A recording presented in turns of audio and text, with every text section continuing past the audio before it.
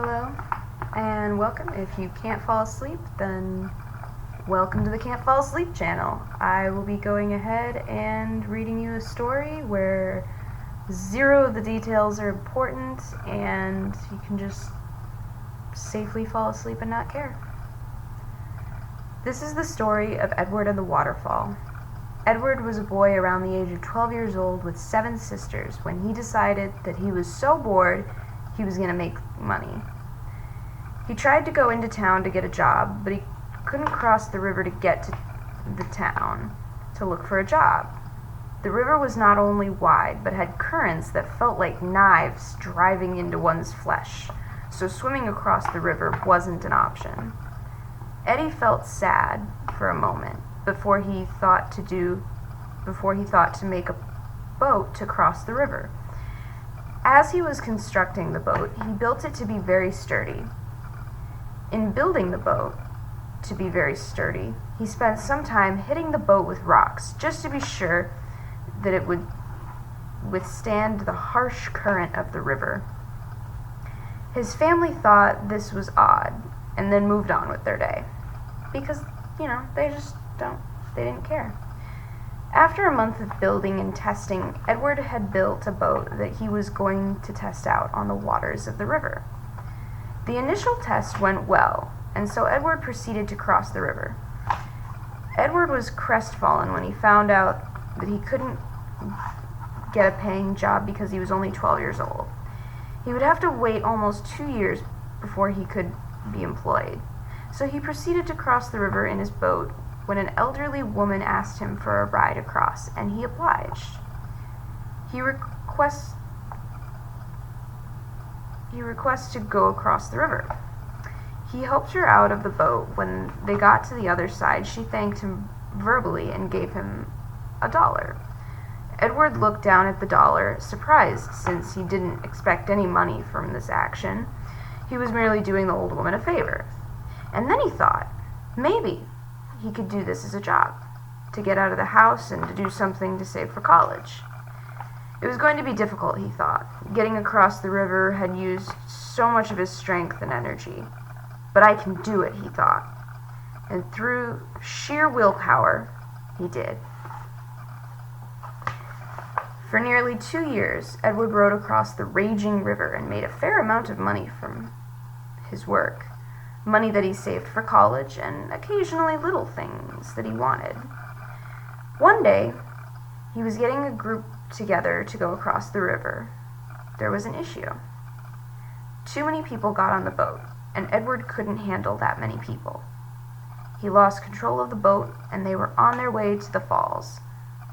Edward tried and tried to get to the other side in time, but he couldn't handle the excess weight, and they went over the waterfall. All Edward could do was just keep on rowing, but it was all in vain as they plummeted to their pending doom. Whoa. Edward slowly awoke to a misty morning.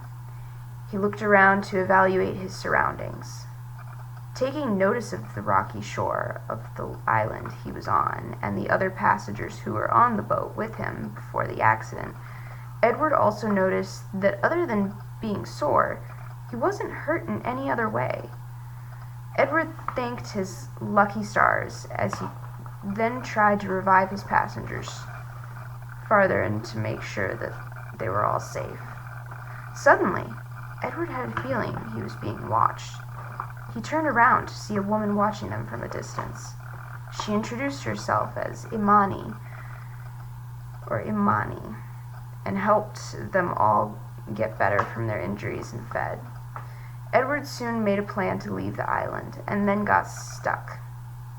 His first boat failed, and then his second boat failed, and he was starting to lose hope that he would ever see his parents and siblings ever again. Imani noticed that he was very sad and upset about this, so she tried to help him. They had failed on their 5th attempt, and Edward was upset and ranting about how he would never see his parents again. Imani grabbed a hold of his shoulders and told him that he would see his parents again and she would help him with her sea nymph powers. Edward was astounded at how she used her amazing powers to rebuild the boat and call upon her fellow sea nymphs to help construct a proper boat that would take them back to where they had originally intended to go.